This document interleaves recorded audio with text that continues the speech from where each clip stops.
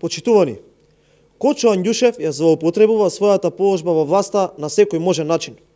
Откако неговата фирма успеа да го добие тендерот на Елем, гигантот Фени дојде пред стечај, сега сака владата целосно да ги укине давачките за електрични литиум-ионски акумулатори кои ги користи само фирмата на Андјушев.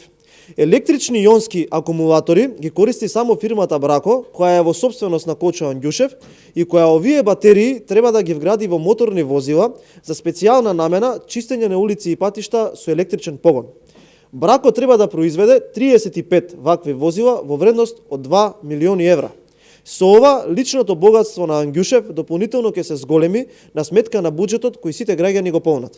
Ово ослободување на давачки треба да биде привремено и да важи до 30 септември 2018 година, со што ваквата одлука не треба да се разгледува во собранието, туку само на седница на владата. Со ова се заобиколува и јавноста, која не може да ги дознае сите детали, кои доколку би имала расправа во собранието и доколку се извадат сите факти пред граѓаните, ќе предизвикаат големо незадоволство од работата на владата. Тендерашот Кочо Андјушев и аболицираниот криминалец Зоран Заев направија пустош во македонската економија. Последниот пат на индустриското производство за 5,3% ја покажа целата неспособност на владата на СДС. Ова е судир на интереси по кој вице-премиерот Кочо Андјушев мора да си поднесе одговорност и да си поднесе оставка.